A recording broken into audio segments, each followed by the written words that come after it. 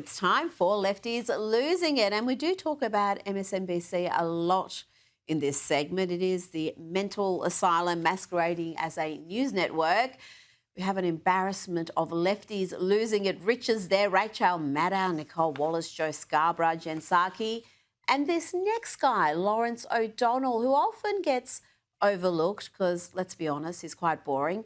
But be no doubt, he's as demented as they come. Remember this, Gold?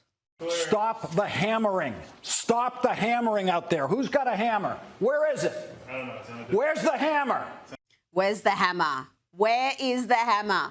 Well, let's look at Lawrence's latest output. Here he goes on a wacky, fact-free rant. And just imagine what sort of a fringe-dwelling loon you have to be to think CNN is too pro-Trump. CNN is already owned by a right-wing Trump supporter and has compromised itself accordingly. The firing started right away in that new regime. That's why Jim Acosta is no longer there and others are no longer there. And everyone who remains has become much more careful in anything they might even think of saying about Donald Trump. And now CNN eagerly pays a Trump supporter to lie on CNN every day and night for Donald Trump. Firstly, CNN is owned by Warner Brothers Discovery. It's a publicly traded company. It is virulently anti-Trump day and night. And the so-called liar that Lawrence claims is degrading the station is often the lone conservative on panels of 4 or 5 pundits all leaning left. Yes, this unseemly meltdown was all about Scott Jennings. An MSNBC anchor has lost it because CNN has a lone conservative on some of its panels to provide some level of balance. Paying Scott Jennings to lie about Donald Trump is money very well spent. Scott Jennings, who used to be an aide to Senator Mitch McConnell, was not always a rabid, lying Trump supporter. When he first started appearing on television, he was capable of criticizing some of the more extreme Trump positions, but Scott Jennings figured out where the money is and how he could get his own podcast and decided to become the J.D. Vance of CNN. And here is the single goofiest thing ever said by anyone in charge of CNN in that network's history. The lost in America Englishman who heads CNN said, quote, "Scott's like D'Artagnan. He's got his sword out, and he's got about 4 Democrats against him, but he spiked them all off. That's much more like it, I think. He's a worthy opponent, as it were." Well, that statement is 100% accurate. Scott Jennings does typically take on 4 rabid Democrats at once and comes out on top, not because of lies or playing on emotions, but because he sticks to the cold, hard facts, something foreign to MSNBC anchors like Lawrence. Now to a teeny tiny little agitator, 4'6" Quinn Hobble, who the leftist media love to present as some sort of lovable protester who is being victimised by ICE agents. But the footage suggests otherwise. Let's look at what Quinn has to say when speaking to the media and the behaviour that actually led to his arrest. Only 4'6", and I can't see. What harm was I going to do to them? Back, keep them back. Don't you tell me what to do, you have no idea how much I would like to beat the shit out of you. Hey, dance on your goddamn grave. Hell yeah, I hope somebody kills you guys. I decided that I was going to sit. So I was sitting in the grass, and my legs were just barely in the driveway, and they came up. I think there were 6 of them, and they grabbed me, and they started to drag me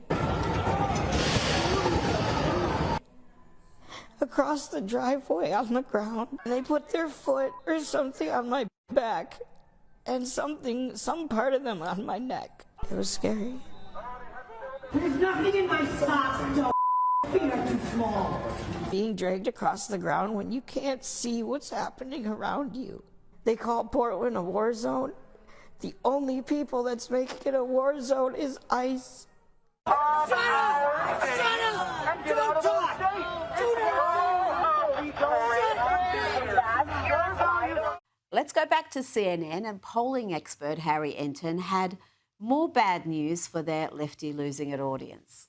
You might think, given that the Republicans are in charge of both the House and the Senate, that a government shutdown might actually hurt the Republican brand. But in fact, it hasn't. If anything, it's been helped a little bit. Take a look here, the shift in net popularity versus pre-shutdown. When we're looking at the Republican Party overall, that brand actually up 2 points. That's within the margin of error, but clearly it hasn't dropped. Come over to this side of the screen. Look at the net approval ratings for Republicans in Congress. It's actually up 5 points since pre-shutdown. So what we're seeing here is the Republican brand in Congress has actually improved somewhat compared to where we were pre-shutdown, despite the fact that Republicans control. And that's the math that John Thune and Mike Johnson are looking at. Yes, Republicans and independents are not blaming the Republicans for Schumer's shutdown. That's good news for the midterms for some. It's rallying the base for sure. Look at this, the net approval rating up 12 points versus pre-shutdown. But it's not just with the base. It's also with the middle of the electorate. Look at this, among independents. It's up 8 points as well. So we've got a situation here where Republicans with the shutdown are actually rallying their base, but it's also something that's not hurting them with the folks in the middle. If anything, it's helping them with folks in the middle. And this is the type of math that if you're Republicans, you like to see, right? Yes, the math is mathing, but what is the shutdown doing to the Democrats' chances at the midterms?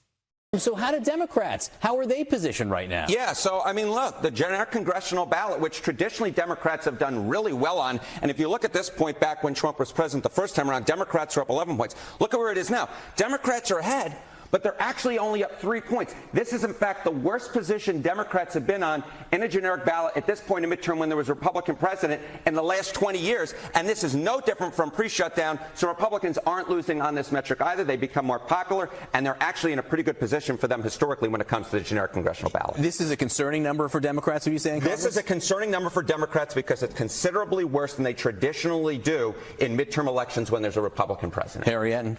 Oh dear. Let's bring in documentary filmmaker and commentator Ami Horowitz. Ami, the shutdown isn't hurting Trump, not with the base, and just as importantly, it's not hurting him with independents.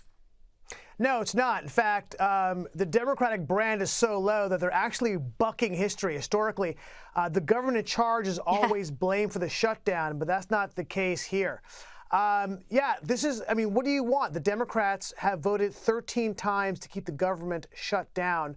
And frankly, look, you listen to Chuck Schumer and what he's saying when he's decrying the shutdown. What does he point to as a problem? He points to Trump helping out Milei in Argentina. Really, that's a problem?